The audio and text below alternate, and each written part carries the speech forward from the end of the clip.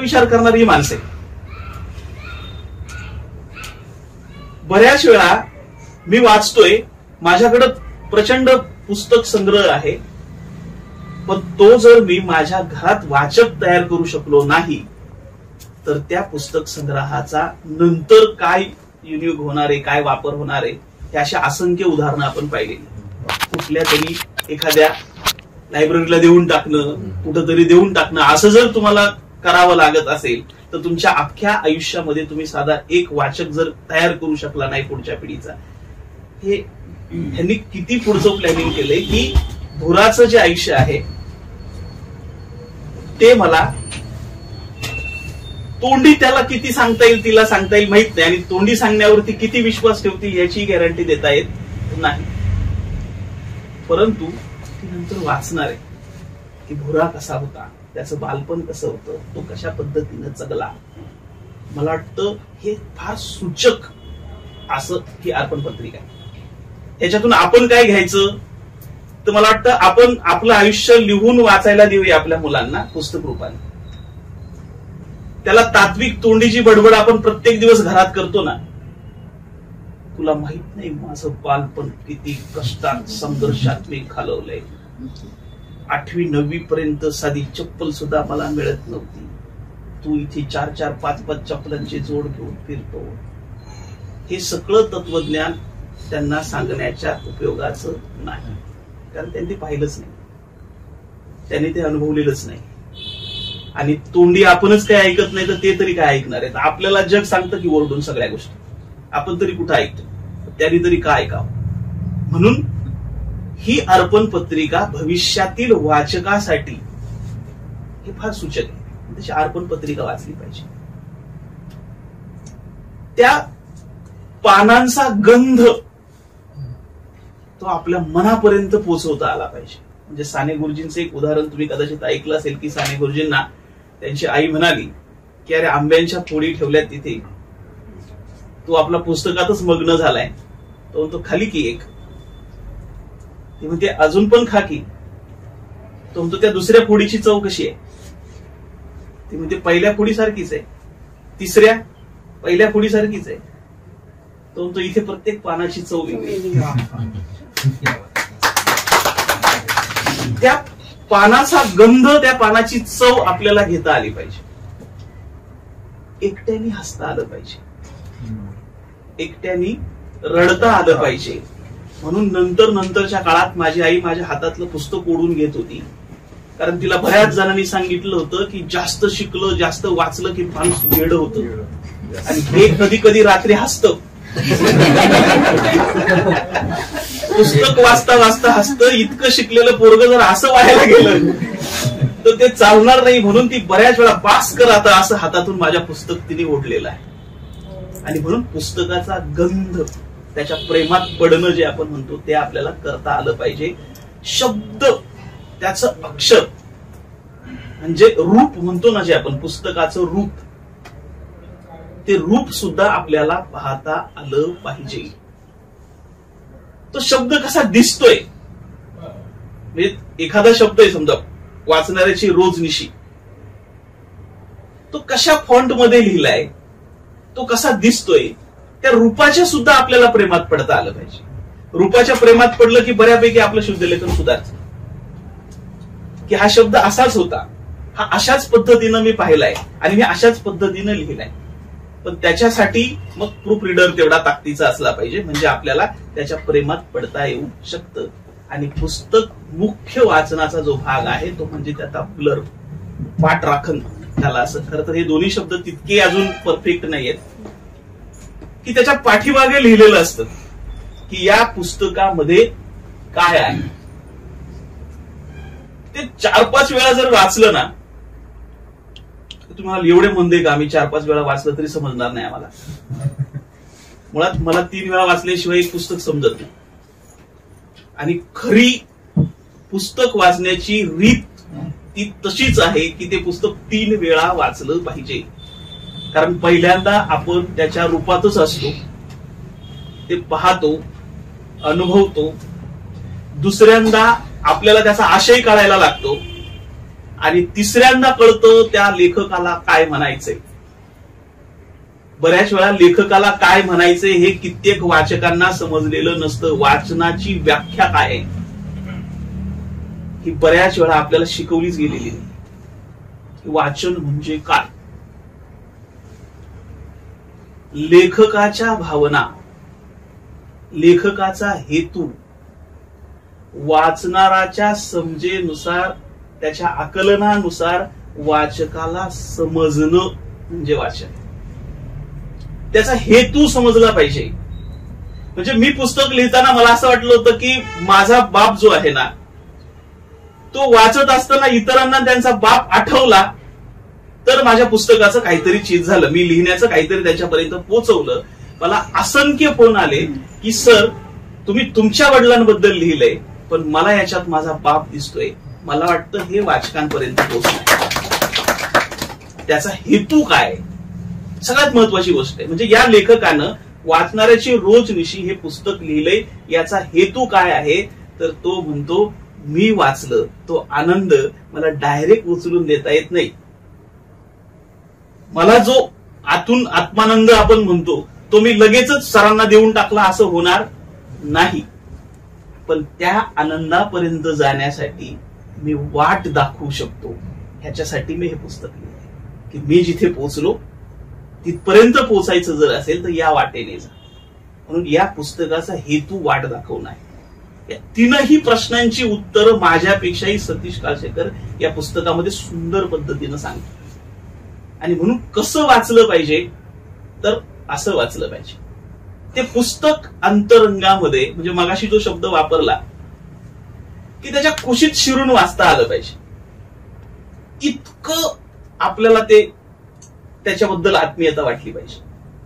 त्याने आपल्याशी संवाद केला पाहिजे. म्हणजे मध्ये मी लेखकाचं नाव आठवत नाही पण तो म्हटलं की सकाळी नाश्त्याला माझ्या बरोबर गांधी असतात.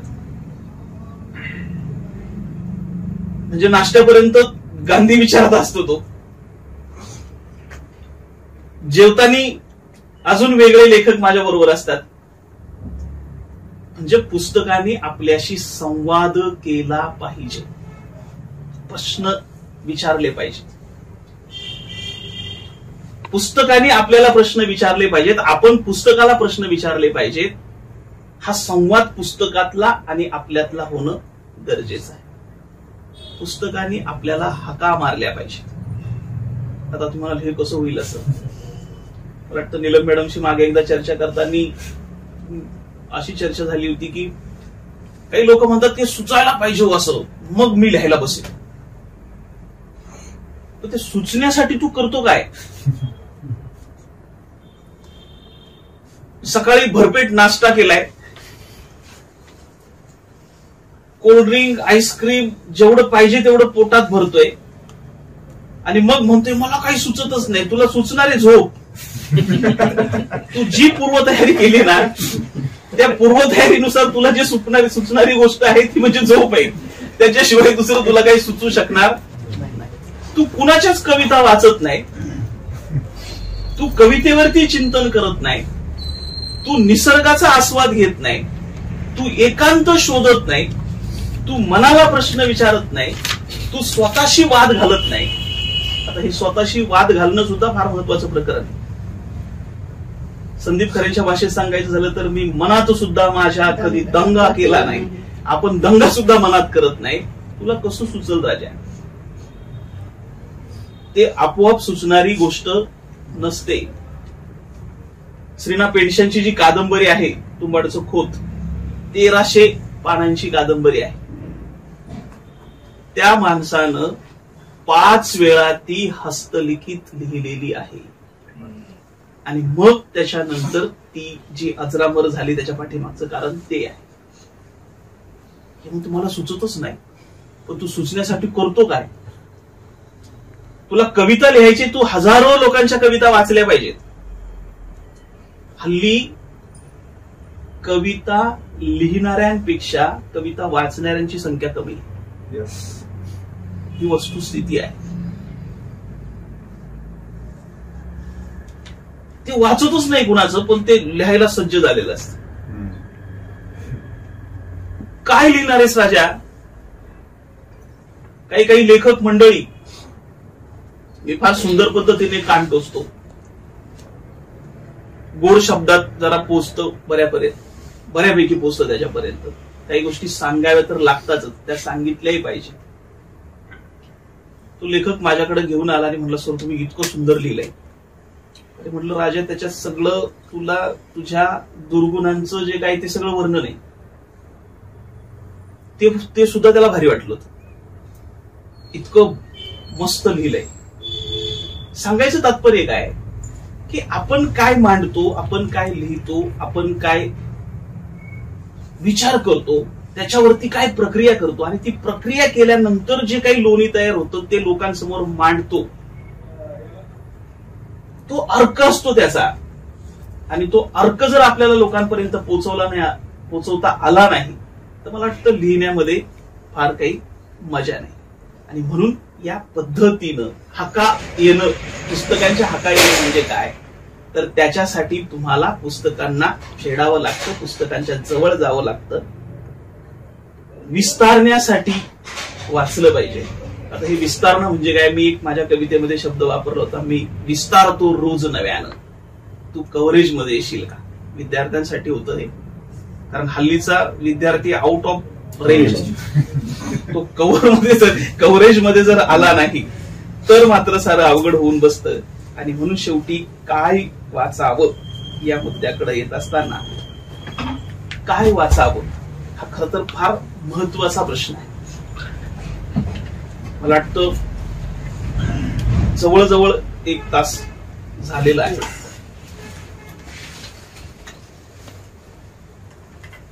1 तासभर तुम्ही सगळ्यांनी मला सहन केलेलं आहे.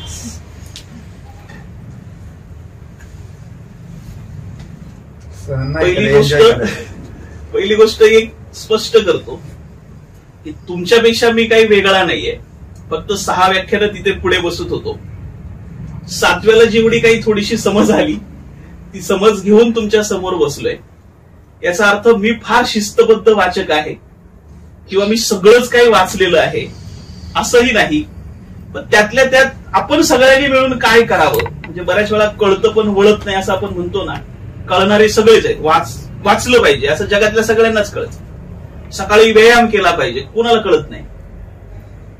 बाहेरचं फास्ट फूड खाल्लं नाही पाहिजे, जगातल्या कोणाला कळत नाही, सगळ्यांनाच कळतंय. पण ही वळण्याची जी प्रक्रिया आहे त्या वळण्याच्या प्रक्रियेमध्ये कुठंतरी एखादं पाऊल आपण सगळ्यांनीच टाकलेलं आहे. आणि म्हणून हा जो प्रवास आहे, आता जो मुद्दा मला सांगायचा तो आहे काय वाचावं. खर तर तसा जर अगदी विचार करून या प्रश्नाबद्दल बोलायचं झालं तर ज्याला जे वाटतं ते त्यांनी वाचावं असं त्याचं उत्तर आहे. पण मग इतकं जर शॉर्टकट मध्ये छोटस जर उत्तर दिलं तर त्याला फारसा एक अर्थ राहणार नाही, कारण बऱ्याच जणांना वाटतच नाही.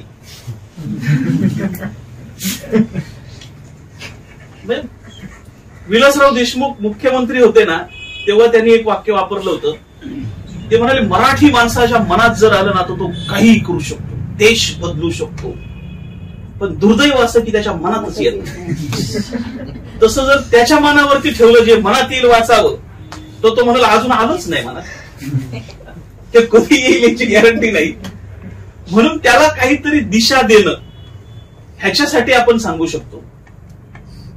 मला वाटतं मगाशी आपण कसं वाचावं हे जे पाहिलं त्याच्यामधला काही भाग जर इथे आपण घेतला की कमीत कमी एवढं तर करतं, या पुस्तकाची चर्चा आहे, भरपूर चर्चा आहे, कोणीतरी वाचलंय. मगाशी म्हटलं 3000 पुस्तकं एका वर्षात निघतात. ती सगळीच्या सगळी तर आपण वाचू शकणार नाही, आणि ही 3000 प्रत्येक वर्षी निघतात. याच्या आधीची जी मागची पेंडिंग आहेत त्यांचं काय करायचं, या जुळणाऱ्याशी कसा वेळ जुळवायचा, ह्या सगळ्या गोष्टी आपल्या समोर आहेत. त्यामुळे मला असं वाटतं की काय वाचावं या प्रश्नाचं उत्तर पहिल्यांदा असं आहे की आतापर्यंत ज्या लोकांनी ज्या पुस्तकाला चांगलं म्हटलंय, ज्याच्यावरती चर्चा झाली आहे, जी पुस्तकं मैलाचा दगड ठरलेली आहेत, वाचकांनाच काय त्या स्वतः लेखकाला सुद्धा त्या पुस्तकाबद्दल हेवा वाटायला लागले की हे माझ्या हातून कसं घडून गेलं. आत्ता मला परत तशी निर्मिती करायची आहे, परंतु तशी निर्मिती ठरूनही सापडत नाही. मला वाटतं सुरुवात तरी अशा पुस्तकांपासून आपण केली पाहिजे. उदाहरण जर द्यायचं झालं तर बनगरवाडी सारखं पुस्तक व्यंकटेश माडगुळकरांचं, ते पुस्तक परत लेखकाला तशा पद्धतीनं लिहिता आलं नाही. ही अचाट निर्मिती असते एक, की ती एकदा घडून गेली की परत आपण ठरवून सुद्धा त्यासारखं करू शकत नाही. नागराज मंजुळेंचे सैराट पिक्चर आला, तो इतका गाजला, इतका तुफान व्हायरल झाला.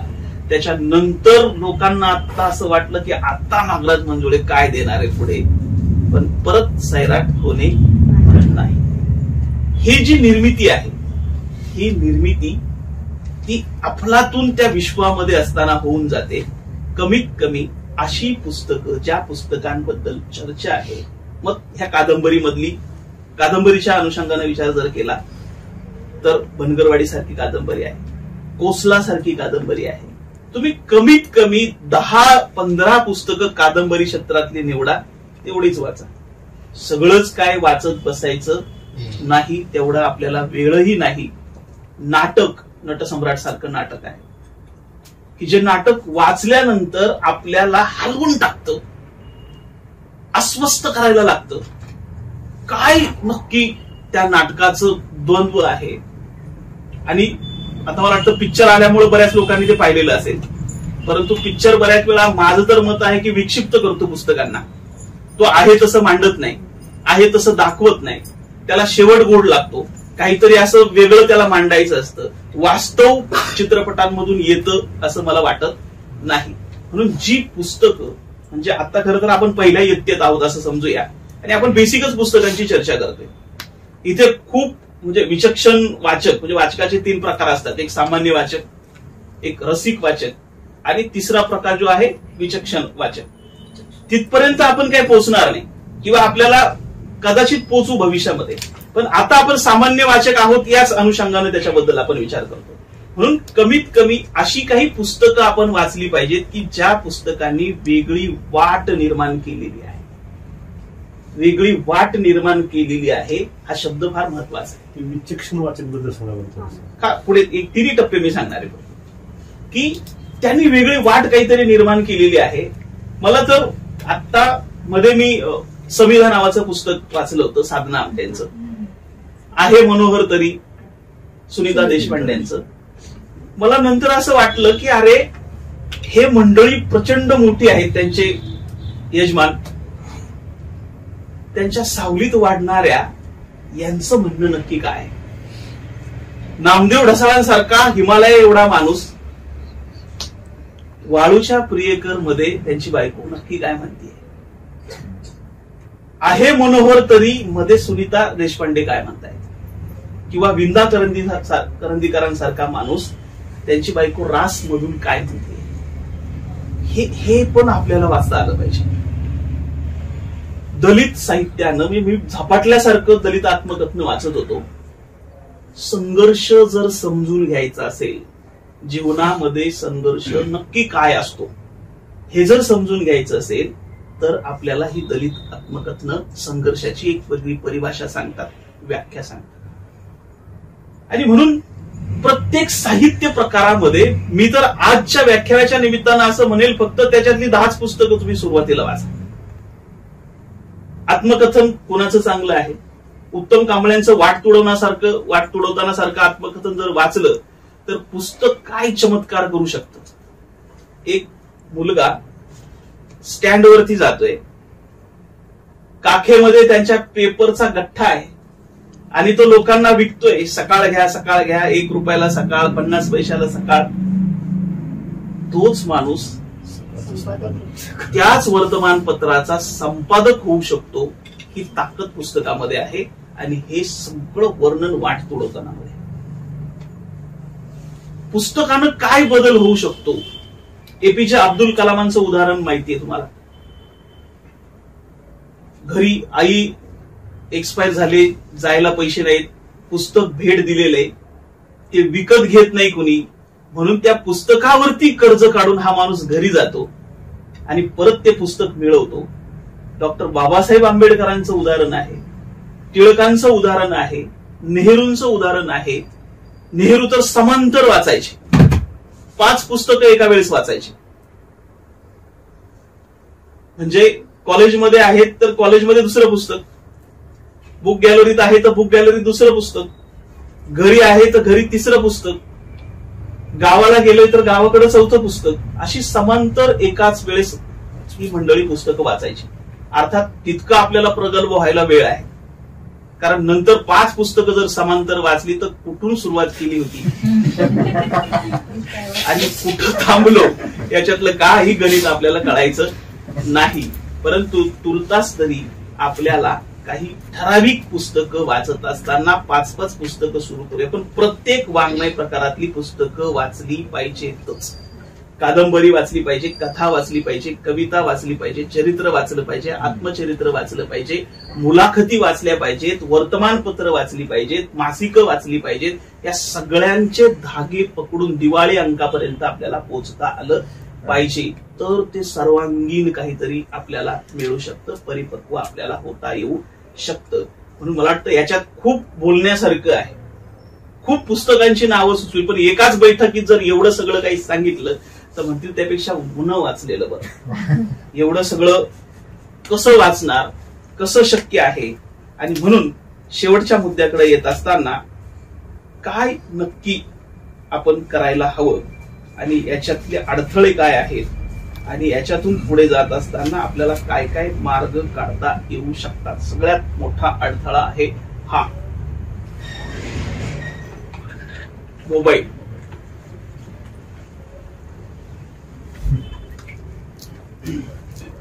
अजित कुमार कोष्टींशी एकदा बोलत होतो,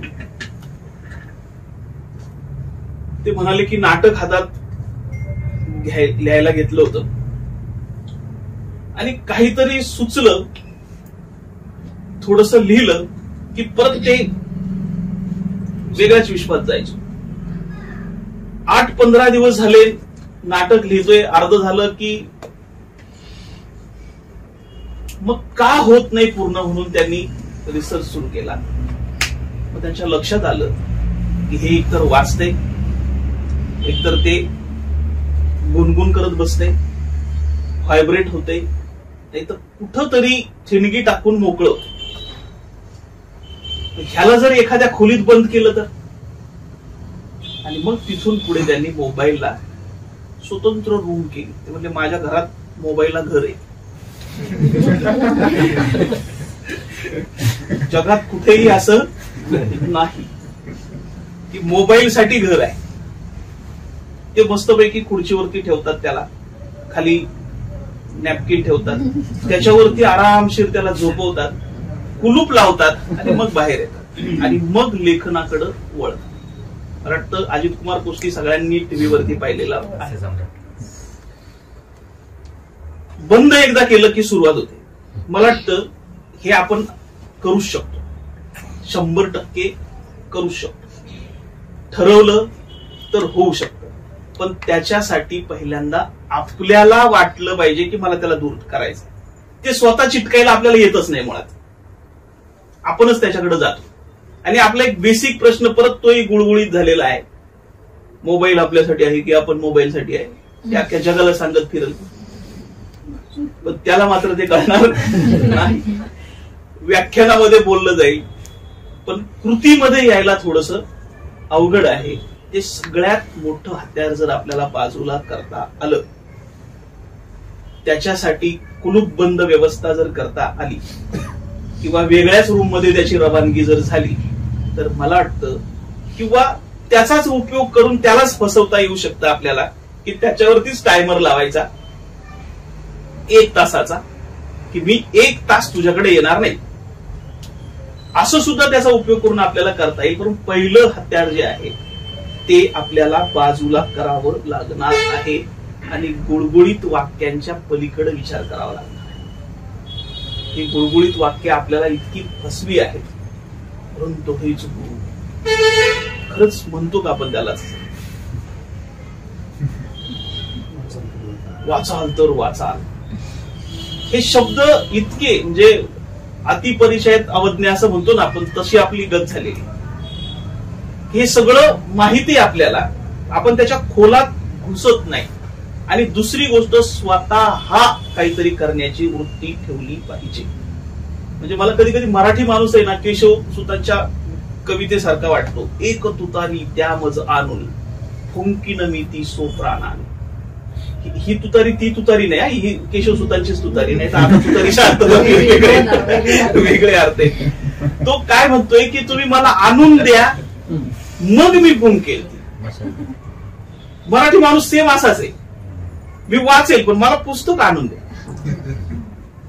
मी पुस्तकापर्यंत जाणार नाही, तुम्ही आणून द्या मग मी वाचेल वाटलं. म्हणून हे जे आहे आपल्याला पुस्तकापर्यंत पोहोचता आलं पाहिजे, ते आपली गरज आहे. आपल्याला काहीतरी त्याच्यातून मिळवायचंय म्हणून. म्हणजे आपल्याकडे बघा ना, मी त्या दिवशी सहज याच्यामध्येच कुठेतरी लिहिलंय मला वाटतं ते, आपण कुठे पैशाचा विचार करतो आणि कुठे करत नाही. आमच्याकडे ऍडमिशनला पोरगं आलं तर ते गरीबच असतं. अख्ख्या 16 वर्षामध्ये एकही श्रीमंताचं पोरगं ऍडमिशन घ्यायला आलेलं नाही. ते पहिलं वाक्य टाकतं, सर सगळी फी नाही भरू शकत, गरीब आहे. त्याला वह्या घ्यायला त्याच्याकडे पैसे नसतात. आपली बरीचशी मंडळं आहेत ती वह्या पुरवायलाच आहेत पोरांना. पेन द्या, वही द्या, दप्तर द्या, पिशवी द्या, पुस्तक द्या, हे ते घेऊ शकत नाही.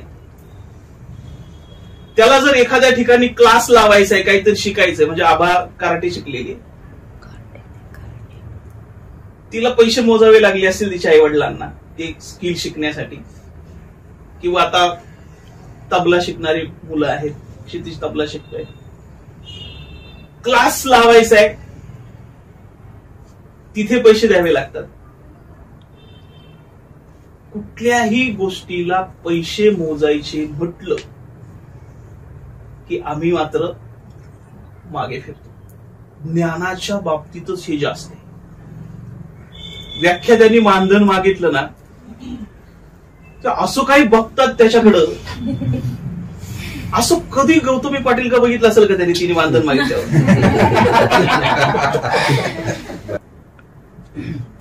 आणि इकडे त्यांनी म्हटलं नाही म्हटलं की असं बघ, समाजासाठी काही करायचं की नाही, तू काय करतो समाजासाठी. मोबाईल घेताना तो कधीच पैशाचा विचार करत नाही.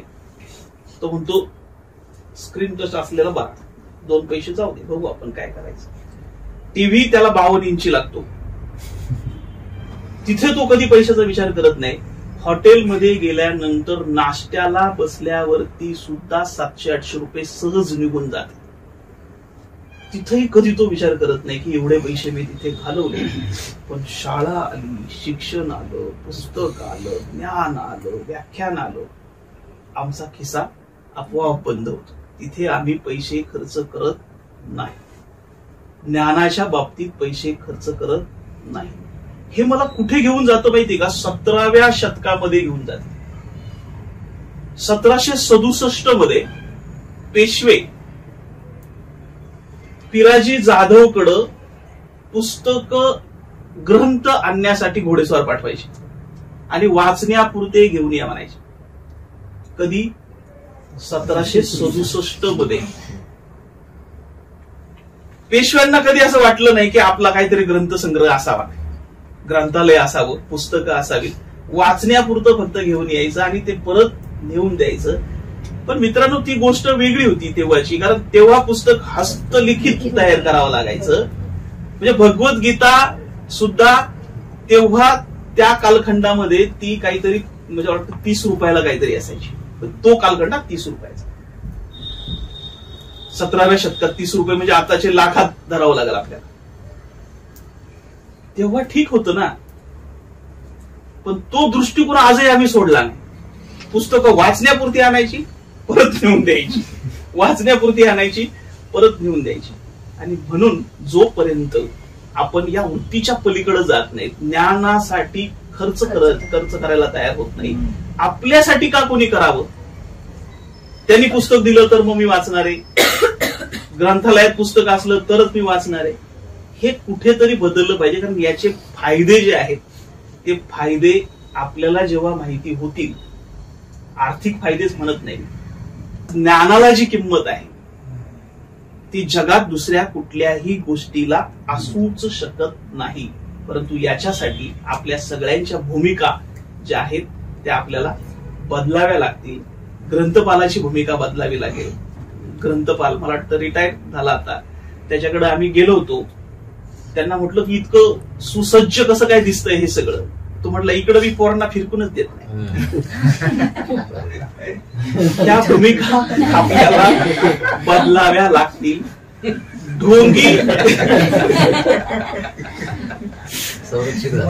जी माणसं आहेत त्या ढोंगी माणसांना थोडंसं वास्तवात आणायला पाहिजे. ढोंगी माणसांना म्हणजे काय, ते खरंच काहीच वाचत नसतं पण तरी सगळ्या लोकांना शिवाय देतं. हल्ली लोक वाचत नाही, प्रत्येक जण येऊन तोच वाचन संस्कृती बिघडली. तुम्ही काय नाही, आपल्याला नाही जमत पण लोकांनी वाचायला पाहिजे. म्हणजे सोम घेऊन आपण, म्हणजे बऱ्याच वेळा आपल्याला वेळ मिळत नाही हे आपण कबूल केलं पाहिजे, मान्य केलं पाहिजे.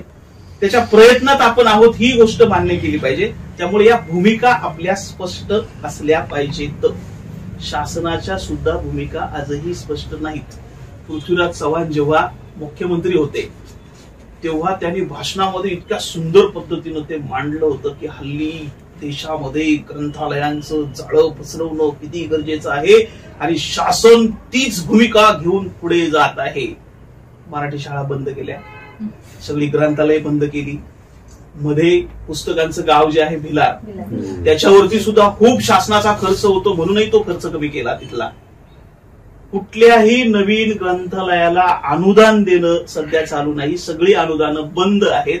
ही शासनाची भूमिका आहे वाचनाच्या संदर्भात.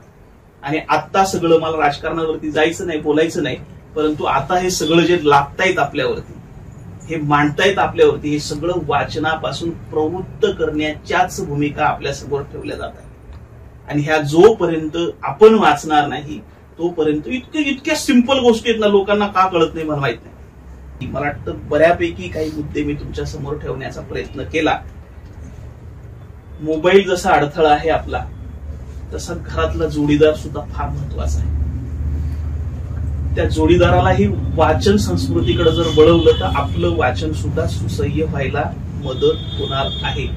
माझं सेम निरंजन घाटेसारखं आहे. ते म्हणतात की मला जोडीदार जर चांगला मिळाला नसता तर मी इतकी पुस्तकं वाचू शकलो असतो याची गॅरंटी देता येत नाही. कारण जेव्हा जोडीदार आयुष्यात येतो, मग तो पुरुष असो नाही तर स्त्री असो, बरोबर, तो आल्यानंतर तो पहिला प्रश्न पुस्तकांशी विचारत नाही, तर तो बाजीगर मधल्या शिल्पा शेट्टी आणि शाहरुख खानकडे जातो आणि तो म्हणतो किताबे बहुत सी पडी होगी तुमने मगर ऐसा चेहरा क्या पडा. परत तेवढ्या पुरतं थांबत नाही, ती परत विचारते बता मेरी चेहरे पे क्या क्या लिखा है. आणि मग जे चेहरे वाचणं सुरू होतं ते थेट आमचे मित्र अनंत राऊतांपर्यंत येऊन पोचतं आणि मग ते म्हणतात कशाला वाचला चेहरा पुस्तक वाचणाऱ्याने. अशा स्थितीपर्यंत पोचतो. त्यामुळे चेहरे वाचण्याच्या आधी मला वाटतं पुस्तकं वाचायला आपण लागूया. आणि मला एक फक्त डॉक्टर बाबासाहेब आंबेडकरांचा एक छोटासा उतारा आहे, तो शेवटाकडे जाताना तो उतारा फक्त वाचून दाखवतो आणि थांबतो. जगात फक्त जगणे हेच ध्येय असेल तर पशु आणि माणूस यात फरक काय. जगात फक्त जगणे हेच ध्येय असेल तर पशु आणि माणूस यात फरक काय. मनुष्य सौंदर्याची साठवण करू शकतो, मनुष्य सौंदर्याची साठवण करू शकतो, पशुला ते करता येत नाही. तुम्ही घाणीत पडलेले रत्न आहात, तुम्ही घाणीत पडलेले रत्न आहात. अत्यंत घाणेरड्या पाण्यात अत्तराचा थेंब पडावा त्याप्रमाणे तुमची स्थिती आहे. तुमच्या आई बापांना शिक्षण नाही, 18 विश्व दारिद्र्य, तेव्हा हा मैला साफ करणं हे तुमचं कर्तव्य आहे. मला वाटतं आंबेडकरांनी हा आपल्या सगळ्यांना विचारलेला प्रश्न आहे की जर अत्तराचा थेंब आहे तुम्ही, अस्तित्व तुमचं, आणि तो जर गटाराच्या पाण्यात पडलेला जर असेल आणि तो वाचनामुळेच आपल्याला त्या अत्तराचा सुगंध परत एकदा दरवळता येऊ शकतो. हा मैला साफ करणं तुमचं कर्तव्य आहे. कोणतेही कार्य करण्याकरिता आपल्या आमचे गुण स्थिरावले पाहिजे. हा स्थिरावणं फार महत्वाचा मुद्दा आहे. कारण आपल्याला सगळ्यांनाच माहित असतं वाचलं पाहिजे, पण वाचण्यात आपण स्थिर होत नाही. सगळ्यांनाच असं वाटतं आपण की व्यायाम केला पाहिजे, पण व्यायामात आपण स्थिर होत नाही. म्हणून हे आमचे गुण स्थिरावले पाहिजेत.